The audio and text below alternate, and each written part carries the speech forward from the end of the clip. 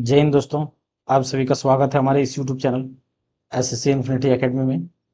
तो दोस्तों, जैसा कि हम लोगों ने केमिस्ट्री का सीरीज शुरू किया है और अभी केमिस्ट्री का सीरीज चल रहा है, तो जिसमें से दोस्तों धातु से संबंधित प्रश्न को कर रहे थे।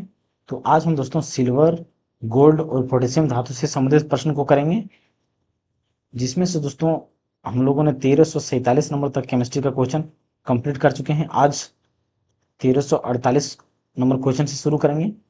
और दोस्तों, आप लोगों के कहने पे हमने बायोलॉजी का भी क्लास शुरू कर दिया है। अगर आपने नहीं देखा है तो जाके देख सकते हैं, प्लेलिस्ट उसका बना बना हुआ है, जिसमें उसमें से एक दो वीडियो डाला जा चुका है। तो चलिए दोस्तों, क्वेश्चन को शुरू करते हैं। तो देखिए दोस्तों, हमें क्या करना है, सिल्वर से संबंधित प्रश्न को करना है। तो दोस्तों, सिल्वर के पहले सबसे पहले हम क्या करते हैं, सिल्वर के बारे में थोड़ा सा जान लेते हैं। क्या करते हैं, सिल्वर के बारे में थोड़ा सा जान लेते हैं। सिल्वर का जो सिंबल होता है दोस्तों, वो क्या होता है, एजी होता है। वो क्या होता है, एजी होता है। और अगर इसकी एटॉमिक नंबर की बात करें तो इसका 47 होता है। कितना होता है, 47 होता है। और यह एक क्या है दोस्तों, धातु है। क्या है, एक धातु है। धातु है। और दोस्तों, अगर बात करें सबसे अधिक इलेक्ट्रिसिटी अगर किसी में फ्लो करता है तो वो हमारा सिल्वर या तो चांदी है, जो सबसे अधिक इलेक्ट्रिसिटी धातु यानी कि करंट फ्लो करता है। जो करंट फ्लो करता है वो क्या होता है, धातु होता है। और दोस्तों, सिल्वर की बात करें तो इसके तीन चार मुख्य कंपाउंड होते हैं, सिल्वर कंपाउंड, जो ज्यादा इंपॉर्टेंट होते हैं दोस्तों। और उसी से क्वेश्चन बार बार घुमा के पूछे जाते हैं। तो उसके बारे में हम दोस्तों बता देते हैं थोड़ा सा, उसके उसी से सारा क्वेश्चन पूछा जाएगा। तो देखिए दोस्तों, सबसे पहले की बात करें दोस्तों, तो हम यहाँ पे एजीबीआर की बात करेंगे। क्या करेंगे, एजीबीआर। एजीबीआर यानी कि क्या दोस्तों, सिल्वर ब्रोमाइड हो जाएगा। ये क्या हो जाएगा, सिल्वर ब्रोमाइड, इसको इसको हम बोलेंगे। और सिल्वर ब्रोमाइड का जो इस्तेमाल किया जाता है दोस्तों, वो ब्लैक एंड व्हाइट फोटोग्राफी में किया जाता है। कहाँ किया जाता है, ब्लैक एंड व्हाइट फोटोग्राफी में किया जाता है। ये पहला यूज हो गया। और इसी के साथ दोस्तों, सिल्वर आयोडाइड, जिसको एजीआई बोलते हैं, सिल्वर आयोडाइड। सिल्वर आयोडाइड की बात करें दोस्तों, तो इसका इस्तेमाल किया जाता है कृत्रिम वर्षा में। कहाँ पे किया जाता है, कृत्रिम वर्षा या तो आर्टिफिशियल रेन के लिए। कृत्रिम वर्षा या तो आर्टिफिशियल रेन में क्या किया जाता है, इसका इस्तेमाल किया जाता है। और साथ ही साथ दोस्तों, जो सबसे इंपॉर्टेंट की बात करें, AgNO3 क्या होता है, AgNO3, जिसको हम सिल्वर नाइट्रेट बोलते हैं। क्या बोलते हैं, सिल्वर नाइट्रेट बोलते हैं। और सिल्वर नाइट्रेट का इस्तेमाल दोस्तों वोटिंग इंक में किया जाता है। वोटिंग इंक, अभी फिलहाल इलेक्शन हुआ दोस्तों, जिसमें आप लोगों ने देखा होगा, वोट डालने के बाद एक इंक डाला जाता है, वो क्या होता है, वोटिंग इंक कहलाता है। तो इसका जो कलर अगर देखें दोस्तों, तो इसका कलर पर्पल कलर होता है। सिल्वर नाइट्रेट का जो कलर होता है वो कैसा होता है, पर्पल कलर का होता है। पर्पल कलर का होता है। और एक दोस्तों, सिल्वर क्लोराइड की बात करें, AgCl, इसका भी इस्तेमाल दोस्तों फोटोग्राफी में किया जाता है। फोटोग्राफी में किया जाता है। ये दोस्तों सिल्वर आयोडाइड का हमारा क्या हो गया, मुख्य चार कंपाउंड हो गया, जिससे सारे क्वेश्चन दोस्तों पूछे जाते हैं। अगर आप इन चारों को याद रखते हैं तो इसी से सिल्वर से संबंधित सारा क्वेश्चन निपट जाएगा। इससे ज्यादा एक आध क्वेश्चन आ सकता है, वरना नहीं आएगा। अब हम दोस्तों क्वेश्चन को देखते हैं। निम्नलिखित में से किस यौगिक का उपयोग श्वेत श्याम फोटोग्रामी ग्राफी में किया जाता है। श्वेत श्याम मतलब क्या दोस्तों, ब्लैक एंड व्हाइट फोटो। तो ब्लैक, यहाँ पे देखिए दोस्तों, हमने क्या देखा, सिल्वर ब्रोमाइड। लेकिन दोस्तों साथ ही साथ हम लोगों ने ये भी देखा कि AgCl भी हमारा क्या होता है, फोटोग्राफी में इस्तेमाल किया जाता है। सिल्वर क्लोराइड का भी इस्तेमाल किया जाता है। तो यहाँ पे दोस्तों सिल्वर ब्रोमाइड भी पर्सनल सिंगल दिया हुआ है, सिल्वर क्लोराइड भी सिंगल में दिया हुआ है। लेकिन जो चौथा ऑप्शन डी नंबर का दिया गया है, सिल्वर क्लोराइड और सिल्वर ब्रोमाइड दोनों दिया हुआ है, तो डी नंबर पे यहाँ पे क्या करेंगे दोस्तों, हम सही आंसर को टिक करेंगे। क्योंकि दोनों जब दिया हो तो दोनों वाला को हम सबसे पहले सेलेक्ट करेंगे। लेकिन अगर सिर्फ दोनों में से एक दे, या तो सिल्वर ब्रोमाइड देगा या तो AgCl देगा, तो उनमें से एक आंसर होगा। या तो दोनों होगा तो दोनों को सबसे पहले हम टिक करेंगे। श्याम सुविध, black and white photography, same question. तो ब्लैक एंड व्हाइट फोटो में क्या दिया गया, AgBr, तो डी नंबर का आंसर हो जाएगा। निम्नलिखित में से कौन सी धातु उच्च तापमान पर भी ऑक्सीजन के साथ प्रतिक्रिया नहीं करता है। तो देखिए दोस्तों, हम क्या जानते हैं, जो सिल्वर होता है,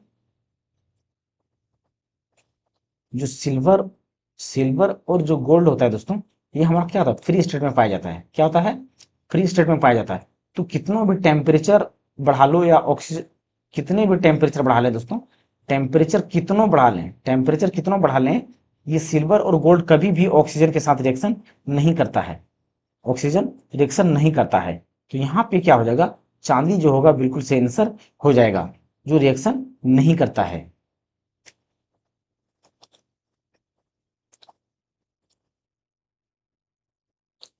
अगर वैसे देखा जाए दोस्तों, टेम्परेचर नहीं बढ़ाया जाए तो हमारा एल्युमिनियम और शीशा भी रिएक्शन नहीं करता है, लेकिन जब टेम्परेचर बढ़ा लेंगे तब एल्युमिनियम, शीशा और जस्ता ये तीनों क्या होगा, रिएक्शन कर जाएगा। लेकिन अगर टेम्परेचर जब नहीं बढ़ाते हैं तो ये रिएक्शन ऑक्सीजन के साथ नहीं करता है।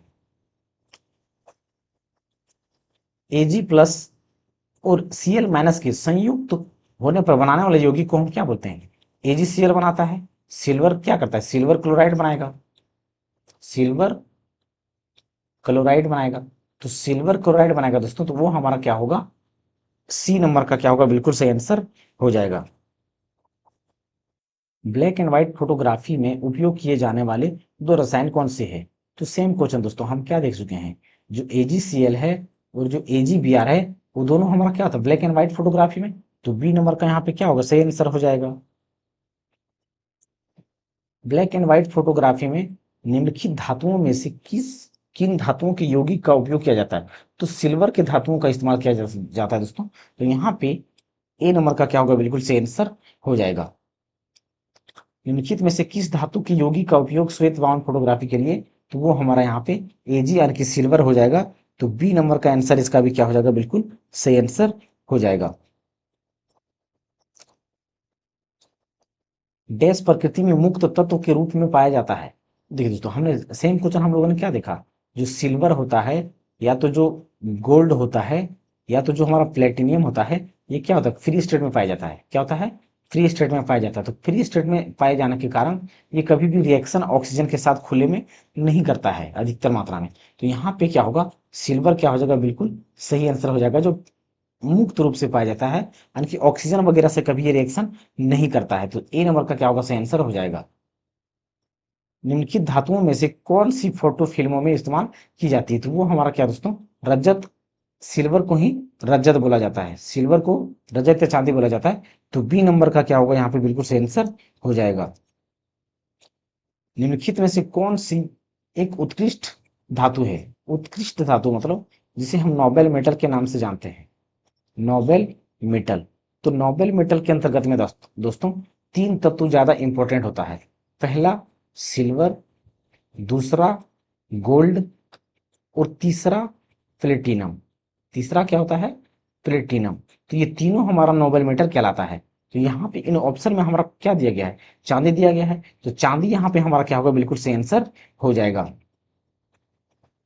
जब सिल्वर क्लोराइड को सूर्य के प्रकाश में रखा जाता है, सिल्वर क्लोराइड यानी कि AgCl को, जब सिल्वर क्लोराइड को सूर्य के प्रकाश में यानी कि AgCl को सनलाइट में रखा जाता है दोस्तों। सूर्य के प्रकाश का क्या मतलब है, सनलाइट में रखा जाता है।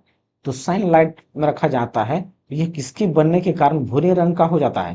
तो देखिए दोस्तों, इसमें जब जब सिल्वर क्लोराइड की बात करें तो ये हमारा क्या होता है, भूरे रंग में बदल जाएगा। क्या हो जाएगा, भूरे रंग में बदल जाता है। जो सिल्वर क्लोराइड ही हमारा रहेगा, देखिए ये भूरे रंग में बदल जाता है। लेकिन भूरे रंग में बदलने का कारण क्या होता है दोस्तों, वो उसमें सिल्वर धातु यानी कि चांदी जो मौजूद होता है, उसके कारण क्या होता है, ये सिल्वर यानी कि जो भूरा रंग होता है, यानी कि ब्राउन कलर में चेंज हो जाता है, ब्राउन कलर में चेंज हो जाता है, वो सिल्वर के कारण होता है।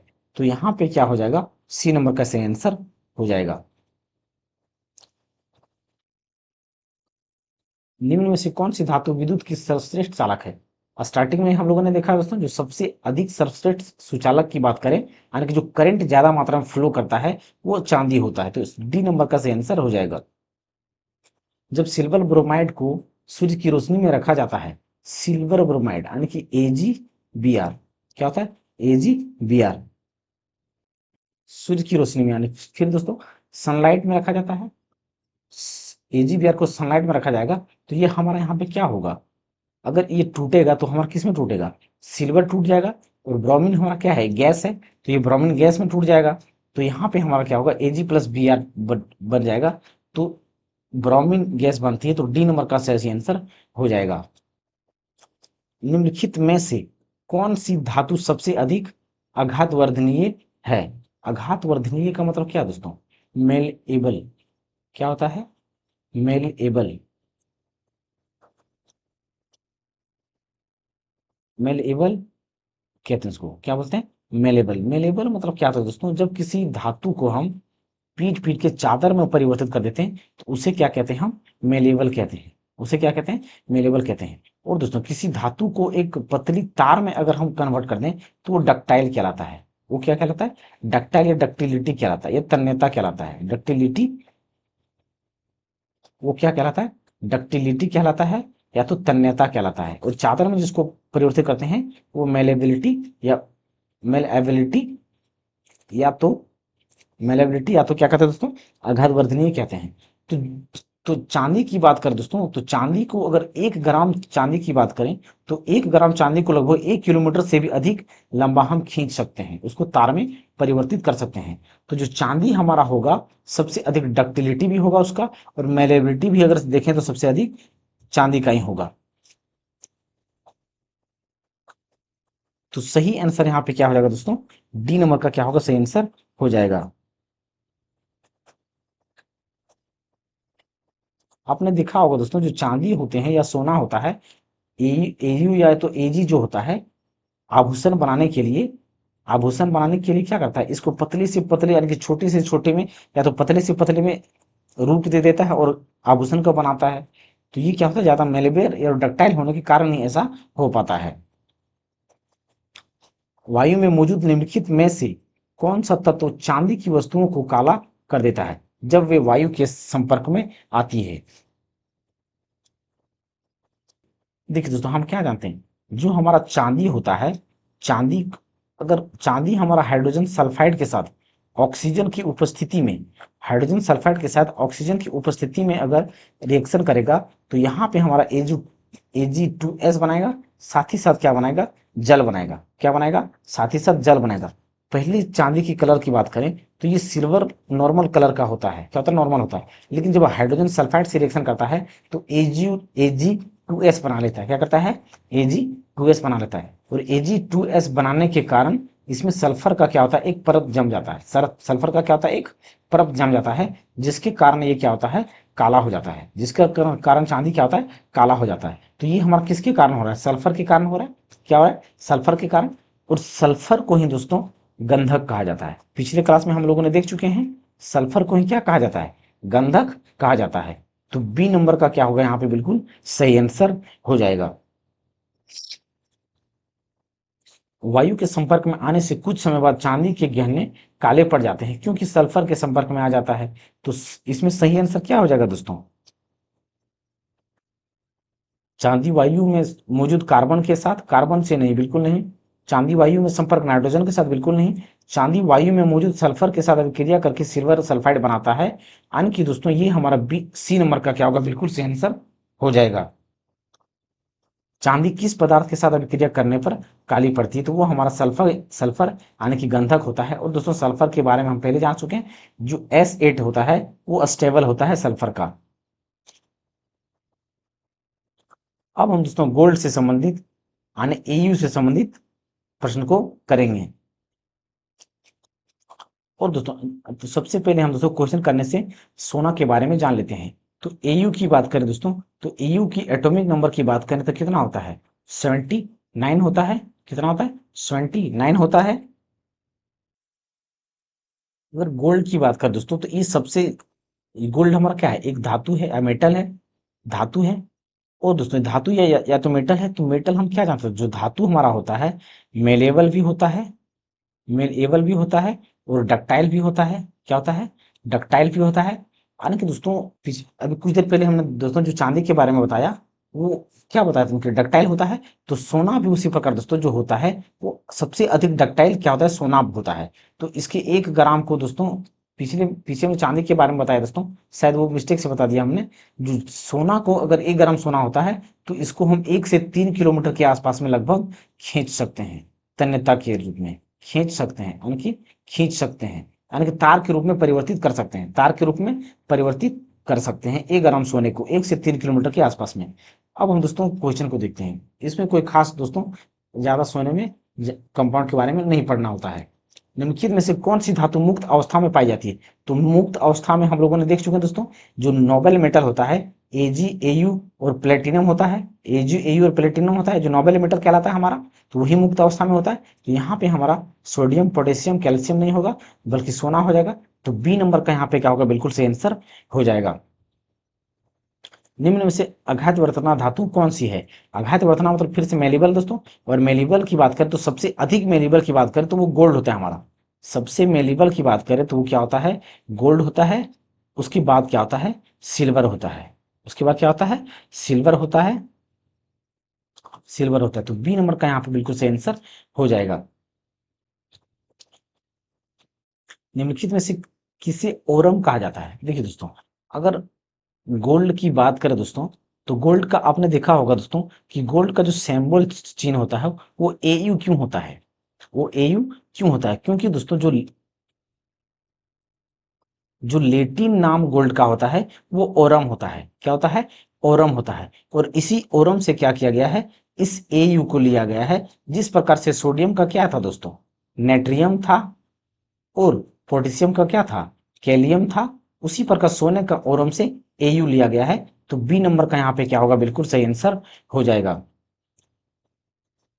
निम्नलिखित विकल्पों में से सबसे तन्य धातु की बात करें दोस्तों, तो गोल्ड, सॉरी, सबसे अधिकतम तन्य क्या होता है, गोल्ड होता है।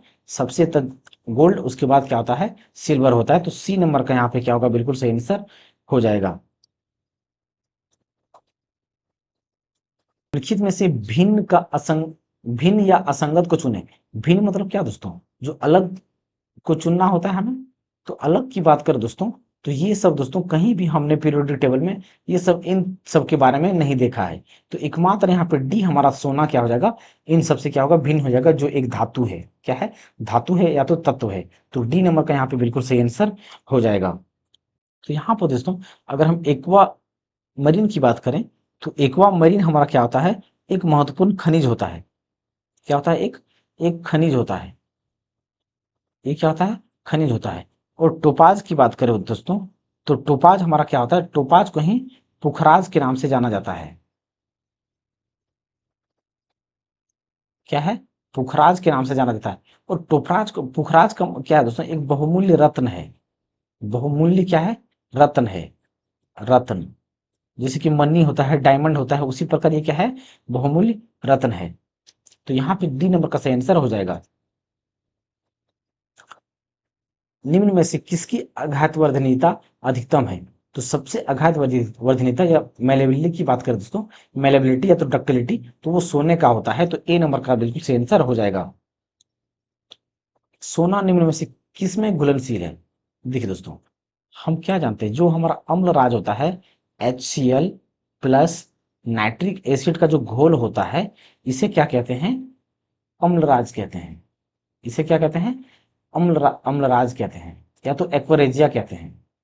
अम्लराज कहते हैं या तो एक्वारेजिया कहते हैं। क्या कहते हैं दोस्तों, एक्वारेजिया कहते हैं, एक्वारेजिया, एक्वारेजिया। तो इसमें क्या होता है दोस्तों, जो HCl होता है उसको 3:1 में लेते हैं, तीन भाग HCl का लेते हैं, और नाइट्रिक एसिड का 1 अनुपात लेते हैं। तो इसके सोल्यूशन में जब हम सिल्वर को डालेंगे तब हमारा क्या होता है, वो घुलनशील हो जाता है। क्या होता है, घुलनशील हो जाता है। तो सी नंबर का यहाँ पे क्या होगा, बिल्कुल सही आंसर हो जाएगा। क्या हो जाएगा, सही आंसर हो जाएगा। और इसमें दोस्तों गोल्ड ही नहीं बल्कि गोल्ड और प्लेटिनम, गोल्ड और प्लेटिनम दोनों क्या होता है, इस एक्वारेजियम में घुलनशील होता है। क्या होता है, घुलनशील होता है। यहाँ पे एक चीज और दोस्तों, यहाँ पे ये अम्लराज है। ये क्या है, अम्लराज है, अम्ल का राजा नहीं। दो यहाँ पे डिफरेंस होता है दोस्तों, एक होता है अम्ल का राजा यानी कि किंग ऑफ एसिड, और एक यहाँ पे क्या है, अम्लराज। तो जो किंग ऑफ एसिड होता है वो हमारा क्या होता है, H2SO4 होता है। क्या होता है, H2SO4। तो अम्ल का राजा की बात करें या किंग ऑफ एसिड, तो वो H2SO4 होता है। लेकिन अम्लराज की बात करें या तो एक्वारेजिया की बात करें, तो उसमें HCl प्लस HNO3 को मिलाते हैं तो अम्लराज बनता है। क्या बनता है, अम्लराज। और इसी अम्लराज को रॉयल वाटर के नाम से भी हम जान सकते हैं, इस अम्लराज को रॉयल वाटर के नाम से भी जान सकते हैं, या तो एक्वारेजिया के नाम से जानते हैं। तो सी नंबर का यहाँ पे बिल्कुल सही आंसर हो जाएगा। डैश सबसे अधिकतम तन्य है, तो सबसे अधिकतम तन्य की बात करें दोस्तों, तो पहले सोना है, उसके बाद चांदी है। तो यहाँ पे एयू जो सोना का के बारे में बताता है, तो सी नंबर का सही आंसर हो जाएगा। इनमें से किस मिश्रण का उपयोग सोने को शुद्ध करने के लिए किया जाता है? तो हम लोगों ने क्या देखा दोस्तों, जो एक्वा रेजिया होता है उसी में घुलनशील होता है सिर्फ, तो एक्वा रेजिया में ही शुद्ध करने के लिए इसमें काम आएगा। तो सी नंबर का बिल्कुल सही आंसर हो जाएगा। अब हम दोस्तों पोटेशियम से संबंधित प्रश्न को करेंगे। तो पोटेशियम की बात करें दोस्तों, तो सबसे पहले हम पोटेशियम के बारे में जान लेते हैं। सबसे पहले पोटेशियम के बारे में जान लेते हैं। तो पोटेशियम की बात करें क्या दोस्तों, पोटेशियम का जो हमारा लैटिन नेम होता है वो क्या होता है, केलियम होता है। और इसी केलियम से हमारा क्या लिया गया, के लिया गया है। और जिसका एटॉमिक नंबर कितना है, 19 है। एटॉमिक नंबर कितना है, 19 है। और ये हमारा क्या है, एक धातु है। क्या है, धातु है। और ये हमारा क्या दोस्तों, ये पोटेशियम क्या धातु है।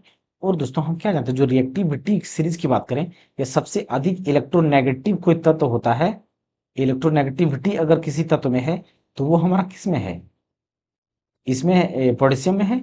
और ये दोस्तों क्या है, पोटेशियम या तो कैल्शियम जो होता है, पोटेशियम और सोडियम, सॉरी दोस्तों, पोटेशियम और सोडियम क्या होता है दोस्तों, हाईली रिएक्टिव होता है। हाईली रिएक्टिव होने के कारण ये क्या होता है, हाईली रिएक्टिव होने के कारण ये ऑक्सीजन से या तो ठंडी बर्फ या ठंडी पानी से क्या करता है, रिएक्शन कर लेता है। तो रिएक्शन कर लेता है, इसीलिए इसे कहाँ पे, किरोसिन ऑयल पे, किरोसिन ऑयल, किरोसिन ऑयल पे डुबा के रखा जाता है। क्या होता है, किरोसिन ऑयल पे इसे डुबा के रखा जाता है। तो चलिए दोस्तों अब हम इनसे संबंधित क्वेश्चन को देखते हैं। रासायनिक सूत्र K2SO4 को निरूपित करता है। देखिए दोस्तों, K2SO4 की बात करते हैं। K2SO4 क्या है हमारा, के से हमारा के को क्या कहते हैं, पोटेशियम। और SO4 हमारा क्या होता है, सल्फेट का सूत्र होता है। तो K2SO4 जो हमारा हो जाएगा, पोटेशियम सल्फेट हो जाएगा। तो ये हमारा पोटेशियम सल्फेट यहाँ पे सी नंबर का सही आंसर हो जाएगा। अब यहाँ पे दोस्तों पोटेशियम नाइट्रेट की बात करें, तो पोटेशियम नाइट्रेट हमारा क्या होगा, KNO3 हो जाएगा। और पोटेशियम क्लोराइड की बात करें तो यहाँ पे KCl होगा। क्या होगा, KCl हो जाएगा। और एल्यूमिनियम सल्फेट की बात करें तो Al2SO4 होगा। क्या होगा, Al2SO4 हो जाएगा। तो यहाँ पे सी नंबर का सही आंसर हो जाएगा। निम्न में से कौन सी धातु में ठंडे पानी के साथ शीघ्रता से अभिक्रिया करता है? तो वो हमारा दोस्तों पोटेशियम और सोडियम होता है। तो ए नंबर का यहाँ पे सही आंसर हो जाएगा। डैश का रासायनिक प्रतीक लेटिन शब्द कैलियम से लिया गया है, तो वो हमारा पोटेशियम पोटेशियम है दोस्तों, जो कि डी नंबर का सही आंसर हो जाएगा। जल शोधन के लिए निम्नलिखित में से किसका प्रयोग किया जाता है? तो देखिए दोस्तों, जल शोधन की बात करें तो जल शोधन का हम के लिए हम किसका इस्तेमाल करते हैं, कैल्शियम ऑक्सीक्लोराइड का इस्तेमाल करते हैं। किसका करते हैं, कैल्शियम ऑक्सीक्लोराइड का इस्तेमाल करते हैं, ऑक्सीक्लोराइड का इस्तेमाल करते हैं। लेकिन दोस्तों यहाँ पे हमारा कैल्शियम ऑक्सीक्लोराइड या व्यंजक चूर्ण का, कैल्शियम ऑक्सीक्लोराइड या ब्लीचिंग पाउडर या व्यंजक चूर्ण का ऑप्शन में नहीं दिया गया है। ऑप्शन में क्या किया गया है, नहीं दिया गया है। तो एक नाम हम जानते हैं दोस्तों, फिटकरी। क्या जानते हैं हम, फिटकरी। क्या जानते हैं, फिटकरी। जो फिटकरी की फॉर्मूला की बात करें दोस्तों, तो वो उसका फॉर्मूला होता है K2SO4 डॉट Al2SO4 का होल 3 डॉट 24H2O, 24H2O। तो ये हमारा क्या होता है, फिटकरी का सूत्र होता है। क्या होता है, फिटकरी का सूत्र होता है। तो फिटकरी को ही दोस्तों एलम कहा जाता है। फिटकरी को ही क्या कहा जाता है, एलम कहा जाता है, जिससे पानी को शुद्ध करने का काम आता है। तो यहाँ पे एलम आने की सी नंबर का बिल्कुल सही आंसर हो जाएगा। निम्नलिखित में से कौन सी धातु जल के साथ आसानी से अभिक्रिया कर सकती है, जल के साथ आसानी से अभिक्रिया कर सकती है? तो वो हमारा दोस्तों पोटेशियम होता है, सोडियम होता है। तो वो हमारा क्या होता है, पोटेशियम होता है या तो सोडियम होता है। इसीलिए इसे मिट्टी का तेल या तो केरोसिन ऑयल पर में डुबो के रखा जाता है। मिट्टी तेल या तो केरोसिन ऑयल में डुबो करके रखा जाता है। तो यहाँ पे पोटेशियम यानी डी नंबर का ऑप्शन सही हो जाएगा। फिटकरी इसका एक उदाहरण है। इसका फिटकरी इसका एक उदाहरण है। तो देखिए दोस्तों, अगर हम टेबल सॉल्ट की बात करें तो टेबल सॉल्ट हमारा क्या होता है, NaCl होता है। और एकल लवण की बात करें, एकल लवण की बात करें तो एकल लवण में क्या दोस्तों, हम NaCl को भी ले सकते हैं एकल लवण, क्योंकि एकल लवण हो जाएगा ये। और फ्लैट सॉल्ट की बात करें तो फ्लैट सॉल्ट की बात करें तो ये भी हमारा क्या है, एक जनरल लवण होगा। ये भी क्या होगा, जनरल लवण होगा, क्योंकि फ्लैट मतलब क्या, प्लेन सॉल्ट या टेबल सॉल्ट या एकल सॉल्ट, ये सब क्या है, जनरल सॉल्ट, इसका फॉर्मूला हो जाएगा। लेकिन द्विकलन की बात, यहाँ पे जो फिटकरी हो जाएगा वो द्विक लवण हो जाएगा। क्या हो जाएगा, द्विक लवण हो जाएगा, यानी कि दो से अधिक लवण एक साथ पाया जाएगा। इसमें क्या होगा, दो से अधिक एक साथ लवण पाया जाएगा। जैसे देखिए दोस्तों, K2SO4 क्या है ये, K2SO4।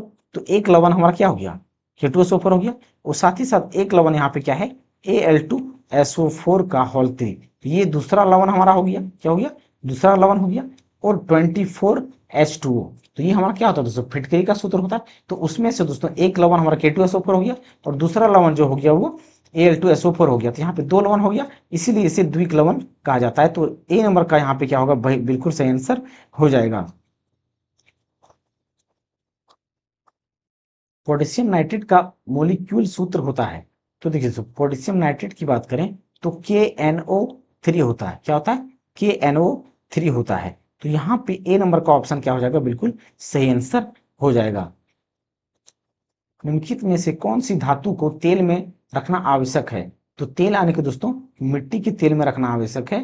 तो यहाँ पे पोटेशियम धातु बिल्कुल सही आंसर हो जाएगा, या तो सोडियम धातु बिल्कुल सही आंसर हो जाएगा। निम्नलिखित में से किसका उपयोग जल के शुद्धिकरण के लिए किया जाता है। तो जल के शुद्धिकरण के लिए हम फिटकरी का इस्तेमाल करते हैं, या तो व्यंजक चूर्ण का इस्तेमाल करते हैं। लेकिन यहाँ पे ऑप्शन व्यंजक चूर्ण में नहीं है, तो फिटकरी यहाँ पे हमारा सही आंसर हो जाएगा। आयरन, अब हम दोस्तों Fe या तो आयरन से संबंधित प्रश्न को करेंगे। तो आयरन किससे संबंधित प्रश्न को करने से पहले दोस्तों, हम आयरन के बारे में थोड़ा सा जान लेते हैं। तो आयरन की एटॉमिक नंबर की बात करें दोस्तों, तो आयरन की एटॉमिक नंबर क्या है दोस्तों, हमारा क्या है, 29 होता है, यानी कि 29 होता है। और यह क्या है दोस्तों, एक धातु होता है। ये क्या हमारा एक धातु है, क्या है, धातु है। और इसे आयरन को ही क्या कहा जाता है, लोहा कहा जाता है। क्या कहा जाता है, लोहा कहा जाता है। ये दोस्तों, ये हमारा क्या हो गया, आयरन हो गया। तो अब क्वेश्चन देखने से दोस्तों हमें ये समझ में आएगा। तो चलिए क्वेश्चन को देखते हैं। लिखित में से किसे पीटकर पतली चादरें बनाई जा सकती है। तो देखिए दोस्तों, हम सबसे पहले में ही जान चुके हैं, धातु और अधातु जब हम लोगों ने पढ़ा दोस्तों, तब हम लोगों ने क्या देखा था, जितने भी धातु होते हैं वो क्या होता है, आघात वर्धनीय होता है। आघात वर्धनीय होता है। क्या होता है, आघात वर्धनीय होता है, यानी कि मेलेबल मेलेबल होता है। क्या होता है, मेलेबल होता है। और साथ ही साथ दोस्तों, तन्यता भी होता है। तन्यता आने के दोस्तों, डक्टाइल, जिसे तार में हम खींच के परिवर्तित कर सकते हैं। और दोस्तों इससे क्या होता है, साउंड अच्छी मधुर साउंड करता है, जिसको हम क्या कहते हैं, सोनोरस कहते हैं। और ये शाइनिंग भी करता है दोस्तों, धातु जो होगा वो शाइनिंग भी करेगा। साथ ही साथ दोस्तों, जो धातु होगा उसमें इलेक्ट्रिसिटी फ्लो करेगा, यानी कि करंट फ्लो करेगा। इलेक्ट्रिसिटी कंडक्ट करेगा या तो करंट फ्लो करेगा। तो यहाँ पे दोस्तों, अगर हम बात करें पीट पीट कर पतली चादर में परिवर्तित करने की बात कर रहा है, तो वो हम पीट पीट की चदरी पतली चादर में परिवर्तित करना, उसका मतलब क्या होता है, आघात वर्धनीय कहलाता है। वो क्या कहलाता है, आघात वर्धनीय। तो आघात वर्धनीय हमारा किस पे लागू होगा, जो धातु होगा, जो क्या होगा, धातु होगा। तो नाइट्रोजन हमारा यहाँ क्या हो गया, गैस हो गया। ऑक्सीजन गैस हो गया, सल्फर गैस हो गया। तो एकमात्र धातु यहाँ पे लोहा है, जिसे पीट पीट कर चादर में परिवर्तित कर सकते हैं। तो डी नंबर का सही आंसर हो जाएगा। निम्नलिखित में से किससे फूलों, लोहे के जंगले और धातुओं से बनी सभी वस्तुओं को नुकसान पहुंचाता है। देखिए दोस्तों, हम क्या जानते हैं कि अगर पुलों में अगर लोहे या जंगल, लोहे के जंगल, जंगल मतलब जंगले मतलब क्या होता है, जो खिड़की, खिड़की में अगर हम लोहे की जंगले जो बनाते हैं, जंगले बनवाते हैं, तो वो लोहे के बनवाते हैं। या तो कहीं पुल में हम क्या डालते हैं, पुल में अगर डालते हैं तो पुल में भी क्या करते हैं, पुलों में छड़ डालते हैं। तो छड़ हमारा या लोहे जो होता है वो खराब हो जाता है। क्या होता है, खराब होता है। तो खराब होने का उसका मुख्य वजह क्या है दोस्तों, रस्टिंग होता है। उसमें क्या होता है, रस्टिंग होता है। लोहे का रस्टिंग होता है, यानी कि Fe का क्या होता है, रस्टिंग होता है, यानी कि जंग लग जाता है। लोहे में क्या होता है, रस्टिंग हो जाता है। क्या होता है, रस्टिंग आने की जंग लगना शुरू हो जाता है, जिसकी वजह से क्या होता है, सभी वस्तुओं को नुकसान पहुंच जाता है। तो यहाँ पे डी नंबर का क्या होगा, सही आंसर हो जाएगा। और दोस्तों अगर लोहे की जंग लगना की बात करें तो ये हम पिछले क्लासों में पढ़ चुके हैं, फिजिकल और केमिकल चेंज में क्या किए, पढ़ चुके हैं कि जो लोहे का जंग लगना है वो क्या है, एक रासायनिक परिवर्तन होता है। क्या होता है, रासायनिक परिवर्तन होता है। जंगरोधी इस्पात या स्टेनलेस स्टील में निम्न में से कौन सा तत्व उपस्थित नहीं होता है। देखिए दोस्तों, अगर जंगरोधी स्टेनलेस स्टील की बात करें, अगर स्टेनलेस स्टील की बात करें दोस्तों, स्टेनलेस स्टील में क्या होता है, सबसे पहले लोहा तो हमारा क्या होगा, कंफर्म होगा। लोहा क्या होगा, कंफर्म होगा। तो लोहे के साथ साथ दोस्तों उसमें निकेल भी होता है, और साथ ही साथ क्या होता है, क्रोमियम भी होता है। क्या होता है, क्रोमियम भी होता है। तो ये हमारा तीनों मिलकर के क्या होता है दोस्तों, जंग रोधी इस्पात या स्टेनलेस स्टील का निर्माण करता है। तो यहाँ पे टंगस्टन हमारा क्या होगा, नहीं उपस्थित होता है स्टेनलेस स्टील में। तो बी नंबर का बिल्कुल सही आंसर हो जाएगा। स्टेनलेस स्टील किस कारणवश जंगरोधी है। देखिए दोस्तों, तो स्टेनलेस स्टील की बात करें तो स्टेनलेस स्टील हमारा किसका बनाता है, Fe, और उसके साथ हमारा क्या होता है, निकेल होता है, और साथ ही साथ क्या होता है, क्रोमियम होता है। ये तीनों जब मिलता है, तीनों को अगर मिलाया जाता है तो इसमें सबसे अधिक मात्रा में क्या होगा, हमारा Fe होता है, उसके बाद निकेल होता है, उसके बाद क्रोमियम होता है। क्या होता है, क्रोमियम होता है। तो स्टेनलेस स्टील में अगर जंग लगने की अगर मुख्य कारण बात करें दोस्तों, तो ऑप्शन से भी हम यहाँ पे पता कर सकते हैं। देखिए हमारा इसमें क्या क्या है, फेरिक, स्टेनलेस स्टील का सूत्र हमारा क्या होता है, Fe और निकेल और क्रोमियम मिलता है तब बनता है। तो यहाँ पे हमारा कार्बन दिया गया है, तो कार्बन यहाँ पे नहीं दिया गया है। वेनेडियम की बात करें तो वेनेडियम यहाँ नहीं दिया गया है। सल्फर की बात करें तो सल्फर भी यहाँ नहीं है। तो यहाँ पे हमारा क्या दिया गया ऑप्शन में, क्रोमियम। तो क्रोमियम क्या होगा, बिल्कुल सही आंसर हो जाएगा। या तो दोस्तों हम इसको सीधे सीधे याद रख सकते हैं कि जो स्टेनलेस स्टील होता है, स्टेनलेस स्टेनलेस स्टील होता है, उसमें जंग लगने का जो मेन कारण होता है वो क्या होता है। तो यहाँ पे जंग रोधी का मतलब क्या है दोस्तों, जंग से बचाना। जंग रोधी का मतलब क्या है, जंग से बचाना। तो यहाँ पे क्या करेगा, जंग नहीं लगने देगा। क्रोमियम क्या करेगा, जंग स्टेनलेस स्टील में नहीं लगने देगा। तो डी नंबर का यहाँ पे क्या होगा, बिल्कुल सही आंसर हो जाएगा।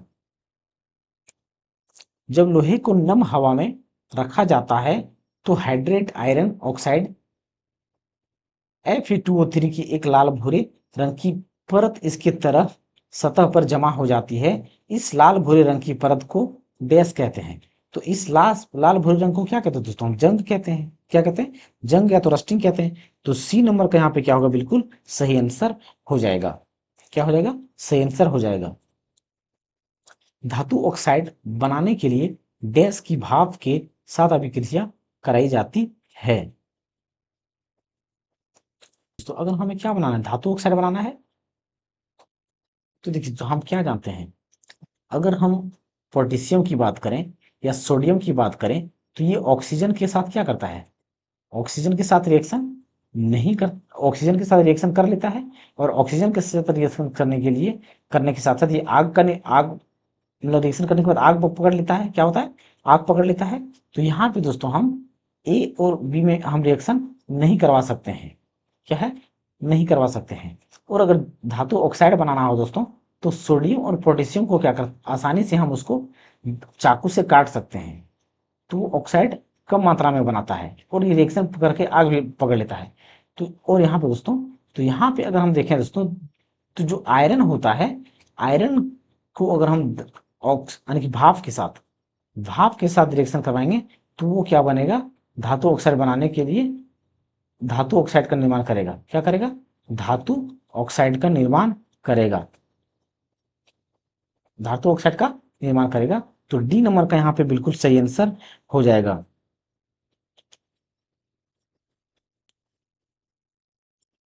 निम्नलिखित में से कौन से तत्व का रासायनिक प्रतीक लेटिन से लिया गया है। तो लेटिन से लिए गए शब्द दोस्तों, सबसे पहले हमारा क्या था, सोडियम, फिर potassium, potassium, iron silver, gold, Hg, ये सब क्या है दोस्तों, सब लेटिन नामों से लिया गया है। सब कहाँ से लिया गया, लेटिन से लिया गया। तो यहाँ पे एल्युमिनियम, क्लोरीन, कार्बन बिल्कुल नहीं, आयरन क्या है, Fe है। तो डी नंबर का सही आंसर हो जाएगा। फेरस सल्फेट क्रिस्टल को टेस्ट ट्यूब में गर्म करने पर क्या उत्पाद बनता है। देखिए दोस्तों, अगर फेरस सल्फेट की बात करें तो FeSO4.7H2 क्या होता है, फेरस सल्फेट होता है, जिसे हम हरा कशिश भी कहते हैं, जिसे हरा कशिश या तो ग्रीन विट्रोल के नाम से भी जाना जाता है, ग्रीन विट्रोल के नाम से भी जाना जाता है, या तो हरा थोथा भी इसे हम कह सकते हैं। इसे जब हीट किया जाता है दोस्तों, तो हीट करने पर सबसे पहले क्या करता है, ये Fe2O3 का निर्माण करता है, और साथ ही साथ सल्फर डाइऑक्साइड, सल्फर ट्राइऑक्साइड और 7H2O का निर्माण करता है। तो यहाँ पे दोस्तों फेरिक ऑक्साइड, सल्फर डाइऑक्साइड, पानी सही है, फेरिक ऑक्साइड, सल्फर डाइऑक्साइड ये भी सही है, फेरिक ऑक्साइड, पानी, सल्फर डाइऑक्साइड, सल्फर ट्राइऑक्साइड। लेकिन दोस्तों यहाँ पे हमारा 4 कंपाउंड दिया गया है, वो चारों कंपाउंड हमारा किस में है, सी नंबर ऑप्शन में है। तो सी नंबर का ऑप्शन क्या होगा, बिल्कुल सही आंसर हो जाएगा। आयरन ऑक्साइड का रासायनिक सूत्र डैश होता है। तो आयरन ऑक्साइड का जो रासायनिक सूत्र होता है दोस्तों, वो Fe2O3 होता है, जो कि बी नंबर ऑप्शन में दिया गया है, जो कि सही आंसर हो जाएगा। फेरस सल्फर क्रिस्टल का रासायनिक सूत्र क्या होता है। अभी हम लोगों ने दोस्तों 1391 नंबर क्वेश्चन में क्या देखा, जो FeSO4.7H2O जो होता है, वो हमारा क्या होता है, फेरस सल्फेट का सूत्र होता है, जिसे हम हरा कशिश के नाम से जानते हैं, जिसे हरा कशिश, या तो इसे हम हरा थोथा भी कह सकते हैं, हरा थोथा, थोथा के नाम से भी इसे जान सकते हैं। तो सी नंबर का बिल्कुल सही आंसर हो जाएगा। अगर हम दोस्तों, अगर कशिश की बात करें, तो कशिश की बात करें तो 3 प्रकार का कशिश होता है। ये हमारा क्या हो गया, हरा कशिश हो गया, और एक होता है दोस्तों CuSO4.5H2O। इसे दोस्तों, इसे नीला थोथा के नाम से जाना जाता है, इसे नीला थोथा या ब्लू विट्रोल के नाम से जाना जाता है, या तो इसे नीला कशिश भी हम कह सकते हैं, नीला कशिश, या तो नीला कशिश, या तो नीला थोथा भी कह सकते हैं। और एक और विट्रोल होता है दोस्तों, ZnSO4.7H2O। ये हमारा क्या होता है दोस्तों, ये सफेद थोथा इसे कहा जाता है, इसे सफेद थोथा के नाम से जाना जाता है, या तो इसे व्हाइट व्हाइट विट्रोल के नाम से हम कह सकते हैं। तो यहाँ पे सी नंबर का बिल्कुल सही आंसर हो जाएगा। जब लोहे की फाइलिंग में हाइड्रोक्लोरिक अम्ल मिलाया जाता है, तब क्या होता है। देखिए दोस्तों, लोहे की फाइलिंग फाइलिंग तो सबसे पहले देखिए दोस्तों, लोहे की फाइलिंग की बात करें तो लोहे हम यहाँ पे रखेंगे। तो लोहे की फाइलिंग में क्या मिला जाता है, HCl मिला जाता है। क्या मिला जाता है, HCl मिला जाता है। तो यहाँ पे दोस्तों, अगर हम रिएक्शन को अगर देखें, तो यहाँ पे हमारा क्या बन सकता है, यहाँ पे क्या क्या बन सकता है। तो सबसे पहले यहाँ पे देखिए दोस्तों, तो Fe क्या करेगा, Cl के साथ रिएक्शन करके FeCl2 का निर्माण करेगा, और साथ ही साथ दोस्तों ये हाइड्रोजन हमारा बच के क्या करेगा, हाइड्रोजन गैस का निर्माण करेगा, हाइड्रोजन गैस का निर्माण करेगा। तो यहाँ पे हमारा कौन सा होगा, क्लोराइड का निर्माण करेगा, बिल्कुल नहीं, वहां तो क्लोराइड FeCl2 बना लेता है, कोई अभिक्रिया नहीं करेगा, बिल्कुल अभिक्रिया करेगा। हाइड्रोजन गैस और लोहा क्लोराइड बनाता है, तो लोहा क्लोराइड हाइड्रोजन गैस, यानी कि सी नंबर का यहाँ पे बिल्कुल सही आंसर हो जाएगा। फेरस सल्फेट क्रिस्टलीय के एक अणु में जल के कितने अणु उपस्थित होते हैं। तो फेरस सल्फेट की बात करें तो उसमें कितने अणु हैं दोस्तों, 7H2। तो यहाँ पे जो 7 होता है, वो 7 जल अणु को दर्शाता है। तो डी नंबर का यहाँ पे क्या हो जाएगा, सही आंसर हो जाएगा। आयरन की वायु की उपस्थिति में जलने का किसका निर्माण होता है, जलने पर किसका निर्माण होता है। देखिए दोस्तों, अगर आयरन की बात करें तो ये अगर वायु में जलता है, क्या होता है, वायु में जलता है, तो ये हमारा Fe2O3 का निर्माण करेगा। तो यहाँ पे Fe2O3 सी नंबर पे ऑप्शन पे दिया गया है, जो कि सही आंसर हो जाएगा। डैश का संरक्षण एक गंभीर समस्या है। डैश का संक्षारण, संक्षारण मतलब क्या होता है दोस्तों, जंग लगना। संक्षारण मतलब क्या होता है, जंग लगना, या तो कोरोजन या जंग लगना, या तो उसको हम क्या कह सकते हैं, कोरोजन कह सकते हैं, या तो रस्टिंग कह सकते हैं। क्या कहते हैं, रस्टिंग कह सकते हैं। तो संचारण का क्या है, सोना में कभी जंग लग ही नहीं सकता है, प्लेटिनम में भी जंग नहीं लगता है, एल्युमिनियम की बात करें तो ये कभी कभी रिएक्शन करता है, लेकिन उतना अधिक संक्षारण ये नहीं होता है। तो सबसे अधिक संक्षारण की बात करें तो आयरन होता है। तो डी नंबर का यहाँ पे बिल्कुल सही आंसर हो जाएगा। जंग का रंग डैश होता है। देखिए दोस्तों, जब लोहे लोहे में जब जंग लग जाता है तो लोहे हमारा सबसे पहले क्या होता है, Fe होता है। लेकिन जब ऑक्सीजन के साथ रिएक्शन करेगा तो ये क्या बना लेगा, Fe2O3 बना लेगा। क्या करेगा, Fe2O3 बना लेगा। तो ये क्या हो जाता है, लाल भूरा कलर का हो जाता है। लाल भूरे भूरा रंग का हो जाता है, लाल भूरा रंग का हो जाता है। तो सी नंबर का बिल्कुल सही आंसर हो जाएगा। फेरस क्लोराइड का आणविक सूत्र क्या है। फेरस, तो देखिए दोस्तों, हम क्या करते हैं, FeCl2 जो होता है वो बिल्कुल सही आंसर हो जाएगा, जो कि बी नंबर का ऑप्शन पे दिया गया है, फेरस क्लोराइड का। इस्पात को कठोरीकृत करने के लिए किस रासायनिक तत्व की आवश्यकता होती है। देखिए दोस्तों, लोहे की दो बातें हम करेंगे दोस्तों। सबसे पहले लोहे में क्या क्या मिलाया जाता है, लोहे में बात दोस्तों, इसमें क्या क्या मिलाया जाता है, कार्बन मिलाया जाता है और क्रोमियम मिलाया जाता है, और साथ ही साथ इसमें दोस्तों वेनेडियम भी मिलाया जाता है। क्या होता है, वेनेडियम जो तत्व होता है उसे मिलाया जाता है, और इसमें मैग्नीज भी मिलाया जाता है। क्या मिलाया जाता है, मैग्नीज मिलाया जाता है। तो इसमें दोस्तों, इसमें मुख्य कारण क्या होता है, तो इसमें मुख्य कारण ये दोस्तों, अगर मैग्नीज को मिलाया जा रहा है, अगर मैग्नीज को मिलाया जा रहा है तो जो इस्पात होता है उसकी हार्डनेस को बढ़ाने का काम करता है, या तो कठोरता को, या कठोरपन को बढ़ाने का काम करता है मैग्नीज। और अगर उसे जंग रोधी बनाना हो तो उसमें क्रोमियम मिलाया जाता है। जंग रोधी मतलब जंग से बचाने के लिए, तो उसमें क्या होता है, क्रोमियम मिलाया जाता है। क्या होता है, क्रोमियम मिलाया जाता है। तो यहाँ पे हमें क्या पूछा गया, कठोरीकृत करने के लिए, यानी कि हार्डनेस बढ़ाने के लिए। तो हार्डनेस बढ़ाने के लिए दोस्तों मैग्नीज यहाँ पे हमारा सही उत्तर हो जाएगा।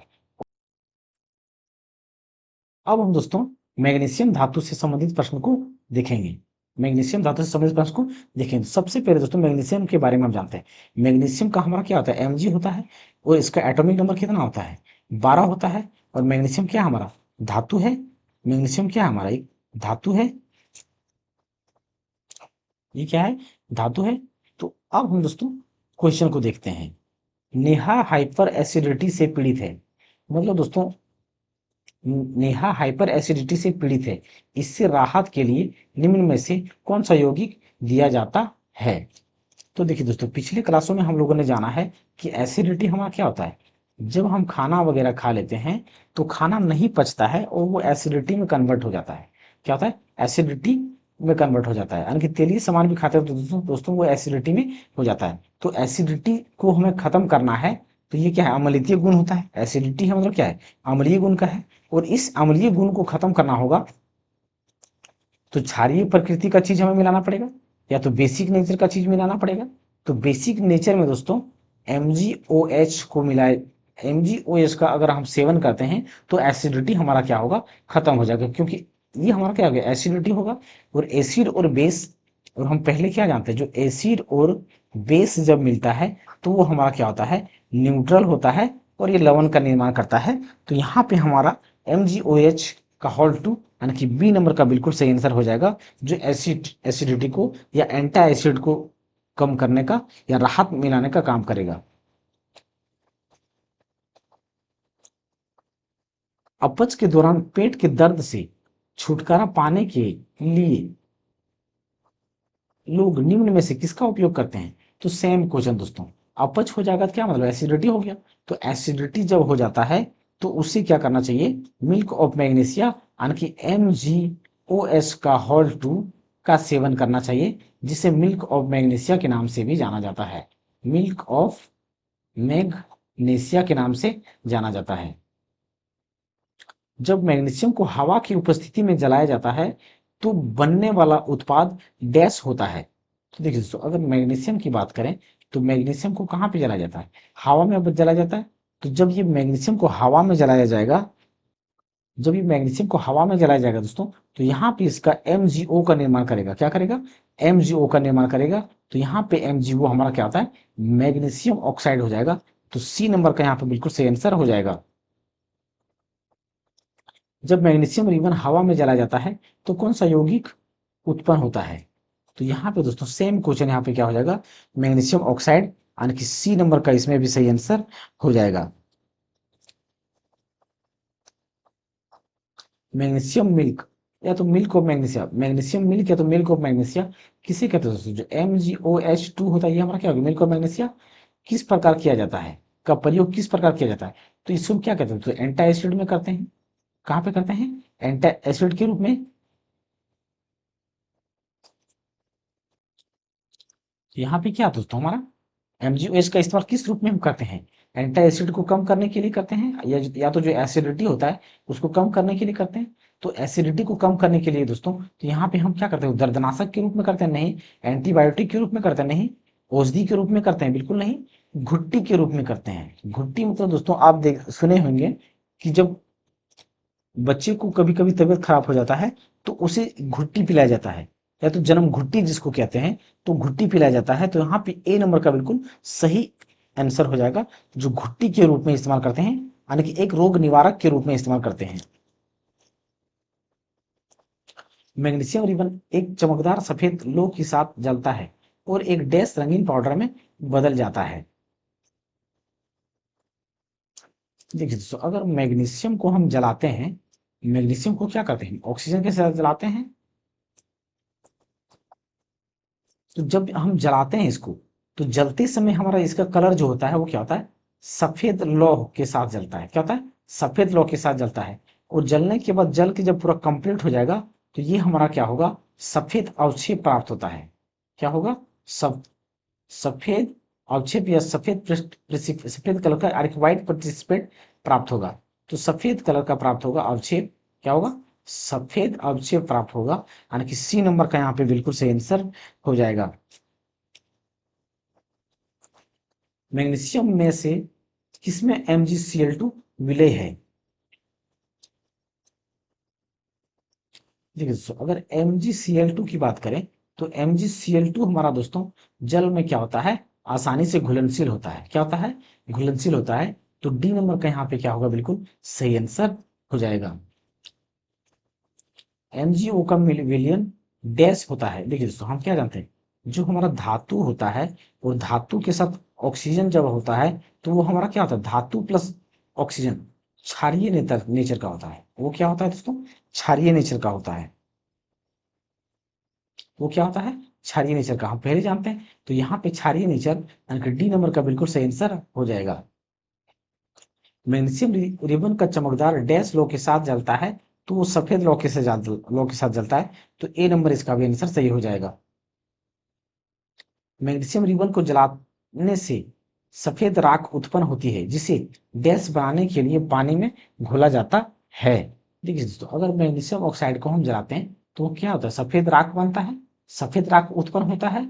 और जिसे डैश बनाने के लिए पानी में घोला जाता है।